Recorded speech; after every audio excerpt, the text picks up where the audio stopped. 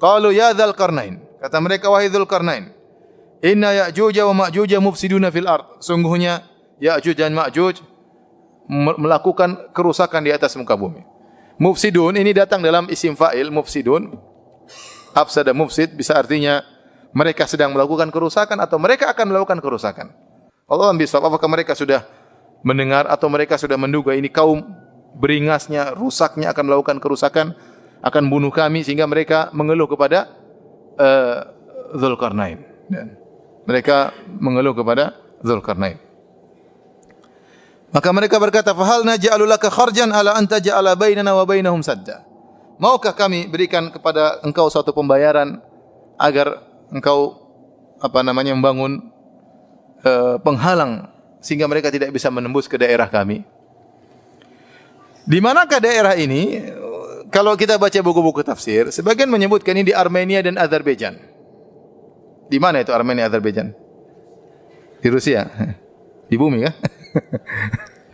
Ada yang mengatakan di Turki. Ini buku-buku tafsir. Allah alam. Sebagian ulama zaman sekarang yang mengatakan di Georgia, Sampai ada katanya suatu kaum dahulu dikenal zaman-zaman dahulu dikenal suatu suku namanya Gog Magog. Katanya itulah Ya'juj dan Ma'juj. Sebagian ahli tafsir mengatakan Ya'juj Ma'juj adalah Mongol. Orang Mongol ya. Kan dilihat dari sifat-sifat ya, sifat-sifat yang Rasulullah sebutkan dalam hadis-hadis tentang Ya'juj Ma'juj mirip seperti orang Mongol. Intinya Allah alam bisawab, inilah dua umat Ya'juj dan Ma'juj, dua umat, dua suku, kabilah besar yang mereka benar-benar melakukan kerusakan sehingga orang-orang tersebut minta kepada Dzulkarnain agar dibangunkan sad, penghalang yang bisa menutup gunung tersebut sehingga mereka tidak bisa menembus gunung tersebut ya. Akhirnya Dzulkarnain menyanggupi permintaan mereka. Jadi Dzulkarnain sekarang raja, itu rakyatnya. Orang di semua gunung itu rakyat dia ya. Dan mereka mengeluh kepada Dzulkarnain ya. Dan raja harusnya demikian ya. Berusaha untuk mengecek kondisi rakyatnya. Karena rakyat ada yang pandai mengungkapkan, dia punya masalah dia pandai. Ada rakyat yang tidak pandai mengungkapkan. Maka itu harus dicek raja. Kalau dia tidak turun langsung, dia suruh anak buahnya ngecek. Tidak semua rakyat pandai mengungkapkan masalahnya. Ada orang mungkin kurang berpendidikan, tidak bisa menulis, tidak bisa menyampaikan, tidak bisa bagaimana sampai kepada sang raja. Maka raja harus punya anak buah yang mengecek mereka. Ya, kalau bisa turun tangan langsung untuk mendengar keluhan mereka itu lebih baik ya. Bukannya sekedar duduk kemudian menunggu laporan, kalau bisa langsung lebih baik. Ini dilakukan oleh Dzulkarnain. Kemudian lihatlah mereka waktu mereka minta pertolongan kepada Dzulkarnain, mereka dengan kata-kata yang halus ya. Mereka tidak mencaci maki Dzulkarnain, tapi mereka dengan kata-kata yang halus kata mereka, "Fahal naj'alu laka kharjan?" Maka kami berikan engkau upah wahai sang raja dengan syarat engkau bangunkan sad, yaitu bendungan dinding yang menghalangi kami dari mereka ya. Maka mereka ingin memberikan upah kepada Dzulkarnain kalau bisa membantu mereka agar terhindar dari kejahatan Ya'juj dan Ma'juj. Apa kata Dzulkarnain? Qala ma makkani fihi rabbi khairun fa'inuni biquwwah. Dia mengatakan, apa yang telah Allah berikan kekuasaan kepadaku lebih baik. Dan Nabi Dzulkarnain mengatakan, aku tidak butuh dengan pemberian kalian. Seorang penguasa sebisa mungkin kalau tidak butuh kepada harta rakyatnya jangan diambil. Sebisa mungkin. Ya. Makanya Dzulkarnain menolak pemberian tersebut. Dan dia mengatakan, apa yang Allah berikan kepadaku lebih baik. Tetapi fa'inuni, tapi bantulah aku. Dan ini kata sebagian ulama, ini metode yang baik kalau kita menghadapi permasalahan suatu keluarga atau permasalahan masyarakat, biarkan mereka juga ikut kerja menghadapi permasalahan tersebut. Karena sebagian misalnya sebagian kepala atau sebagian sudah ente duduk aja manis, saya yang menghadapi masalah ini. Enggak. Biar mereka juga ikut kerja.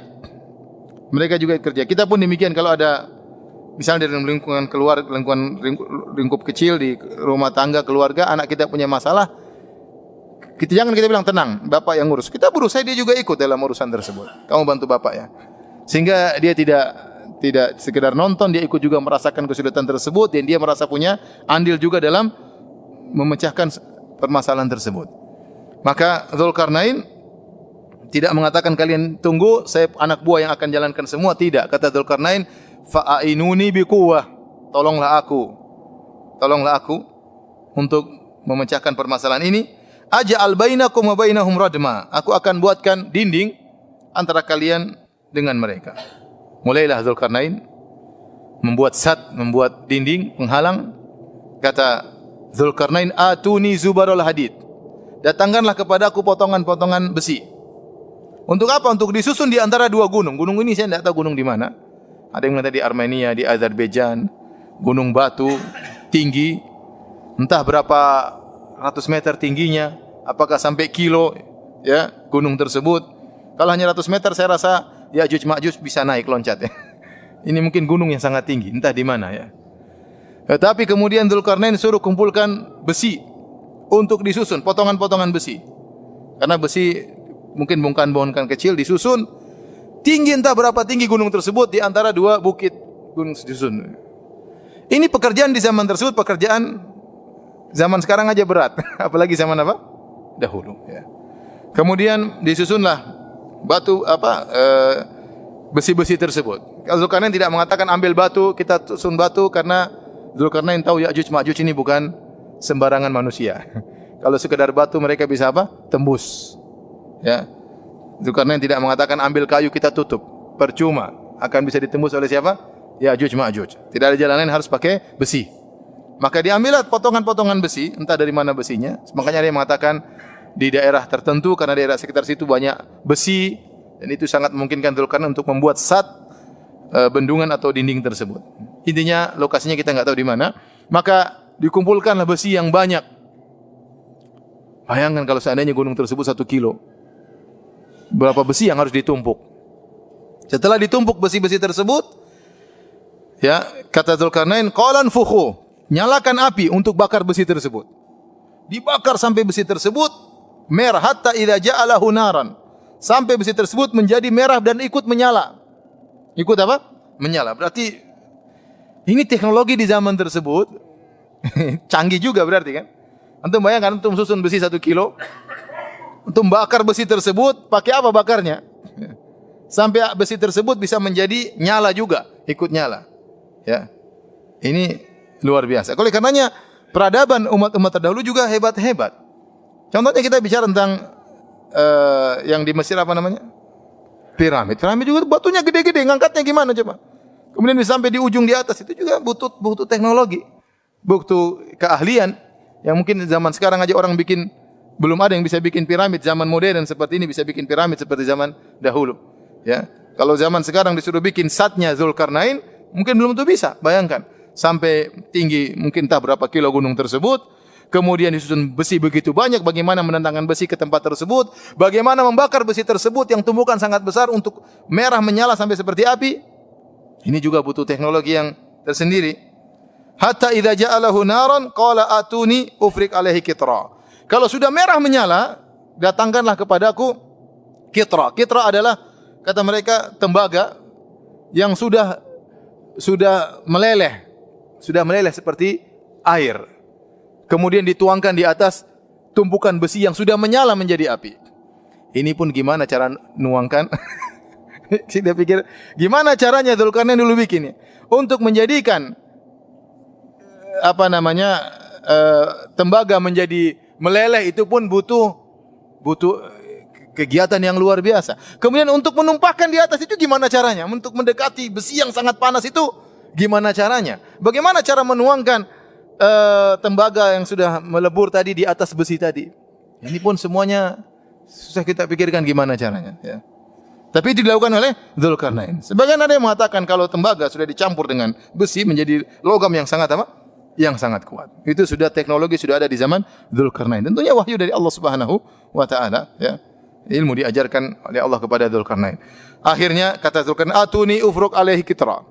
Datangkan tembaga tersebut, saya akan tuangkan seperti dituang dan diceret, ya, sehingga dituangkan di atas besi yang sedang menyala merah tersebut, maka bergabunglah antara besi dengan tembaga tersebut jadi logam yang sangat kuat. Kata Allah Subhanahu wa taala, "Famasta'u ayyadharuhu." Akhirnya Ya'juj Ma'juj sampai sana enggak bisa dia enggak bisa manjat itu apa? Enggak bisa manjat sat tersebut saking tingginya. Wa mastata'u lahu naqaba, dan mereka tidak mampu untuk menggali atau melobangi sat tersebut. Ya. Setelah itu, ya, di sini Allah menyebutkan famasta'u. Allah mengatakan famasta'u, ista'u, yang kedua wa mastata'u, ada tambahan huruf ta. Kata para ulama, kalau ada tambahan huruf ta menunjukkan ada kegiatan lebih. Artinya mereka mengatakan famasta'u ayyadharuhu wa mastata'u lahu naqaba, lebih sulit membolongi dindingnya Zulkarnain daripada memanjatnya. Dua-duanya sulit, tapi lebih sulit lagi untuk apa? Membolonginya. Famasta'u lahu naqaba. Setelah dibangunlah sat tersebut, apa kata Zulkarnain? Qala hadza rahmatum mir rabbi. Inilah rahmat dari Rabbku. Beliau langsung menisbahkan semua kegiatan beliau kepada Allah Subhanahu wa taala. Ini bukan dari diriku, bukan karena kecerdasanku, bukan karena kekuatanku, bukan karena pengalamanku, bukan karena pasukanku, bukan karena hukumku, bukan karena pekerjaanku, bukan karena undang-undangku, enggak. Dia mengatakan hadza rahmatum mir rabbi, langsung. Ini raja yang saleh. Ini adalah karunia dari siapa? Allah Subhanahu wa taala. Namun dia ingatkan, fa idza jaa wa'du rabbi, kalau tiba waktunya janji Rabbku, ja'alahu dakka, maka ini akan hancur seluruhnya. Wa kana wa'du rabbi haqqan, dan janji Rabbku akan terjadi suatu saat. Ya, wa tarakna ba'dahum yawma idzi yamuju fi ba'd. Kami biarkan mereka di hari itu bercampur aduk antara satu dengan yang lainnya. Ada yang mengatakan ini maksudnya Ya'juj dan Ma'juj berkembang biak sangat banyak, sangat cepat, menjadi suatu negeri tersendiri yang tersembunyi yang kita tidak tahu di mana, namun jumlah populasinya sangat cepat dan sangat banyak. Sangat cepat dan sangat banyak. Makanya disebutkan dalam hadis Rasulullah, Allah mengatakan akhrij min ba'thin nar. Keluarkanlah penghuni neraka dari keturunan wahai anak Adam. Berapa? Ternyata dari 1000 orang 999 masuk neraka, yang satu masuk surga. Oh, susah sekali. Mau surga satu banding apa? 1000. Bagaimana susah untuk selamat? Bagaimana kita menjadi satu di antara 1000 orang? Maka Nabi kabarkan ada namanya umat Ya'juj dan Ma'juj. Jumlah mereka sangat apa? Sangat banyak. Mereka itu banyak penghuni neraka. Ya, mereka semua penghuni neraka Jahannam. Jadi menunjukkan jumlah mereka sangat banyak. Makanya dalam Al-Quran Allah mengatakan hatta idza futiha Ya'juj wal Ma'juj, ya, jika sudah dibuka, ya, sudah dibuka lubang Ya'juj Ma'juj, maka mereka min kulli hadabin yansilun. Mereka akan keluar dari tempat yang tinggi kemudian tersebar di atas muka bumi dengan jumlah yang sangat banyak. Sampai dalam hadis Rasulullah SAW mengatakan mereka melewati Buhairah Tabariyah, semacam danau yang besar. Mereka lewat, yang depan lewat diminum habis. Yang di belakang lewat sepertinya dulu di sini ada air katanya. Sudah diminum sama yang di depan. Untuk menghabiskan danau tersebut, cuma bagian depan saja pasukan. Minum habis, belakang sudah enggak dapat. Dan mereka beringas, buas seperti hewan, luar biasa mereka. Mereka manusia, ya, tapi mereka memiliki kekuatan yang luar biasa. Kapan mereka keluar? Tatkala menjelang hari kiamat. Nabi SAW sebutkan, Ya'juj Ma'juj ini setiap hari mereka berusaha membolongi apa? Sat tersebut mereka bolongi. Hatta idza kadu yarawna syu'a syams, tatkala mereka sudah bolongin, mereka hampir lihat cahaya matahari. Ini menunjukkan mereka tidak melihat cahaya matahari. Hadis ini dalam Ibnu Majah dengan sanad yang sahih. Mereka berusaha membolongi dan Nabi mengatakan tatkala mereka hampir melihat cahaya matahari. Berarti mereka dalam kondisi tertutup dari apa? Matahari. Entah di mana tersembunyi, kita enggak tahu, enggak pernah lihat. Ada orang sudah cari di Google Map, tidak ada. Itu urusan Allah, Allah sembunyikan. Ya, apakah mereka tutup dengan air? Seperti mereka di dunia sendiri, seperti alam tersendiri, tertutup. Nanti suatu saat mereka keluar. Ya, mereka berusaha membolongi. Di zaman Nabi SAW, dalam Sahih Muslim, Nabi SAW mengatakan, Wailun lil Arab min syarrin qad iqtarab. Futihal yaum min radmi Ya'juj Ma'juj mithla hadza. Kata Nabi SAW, celaka orang-orang Arab dari keburukan yang sudah mendekat. Pada hari ini telah terbuka lubangnya Zulkarnain, dindingnya Zulkarnain seukuran ini, kata Nabi SAW. Jadi mereka sudah berhasil zaman Nabi membolongi apa? Lubang ini. Mereka enggak bisa keluar, ya. Sehingga disebut dalam hadis mereka tiap hari lobangi. Setiap mereka lobangi, mereka berhenti capek. Nanti besok kita lanjutkan lagi. Ternyata tertutup lagi. Mereka lubangi lagi, Allah tutup lagi. Tiap hari begitu, tiap hari kerja. Mereka sampai sekarang mereka lagi bolong ini. Cuma enggak ada CCTV ngelihat. Cuma tapi mereka sedang apa? Sedang apa? Bolongin. Sampai suatu hari ada di antara pemimpin mereka mengatakan, kita istirahat, besok kita lanjutkan insyaallah. Dia bilang apa? Insyaallah. Begitu bilang insyaallah, saat itulah kemudian lubang tidak tertutup kembali. Mereka bor lagi, mulai kebuka. Akhirnya mereka keluar dengan beringas. Sudah lama tidak lihat dunia ya. Kemudian siapa saja mereka temui mereka bunuh. Mereka mengadakan kerusakan sampai semua orang mereka bunuh. Di zaman itu Dajjal sudah tewas, Nabi Isa alaihissalam sudah turun, Nabi Isa sudah bunuh Dajjal. Kemudian Allah mengabarkan kepada Nabi Isa, wahai Isa, telah keluar dari hamba-hambaku la yadani, tidak ada kekuatan bagi kalian untuk menghadapinya.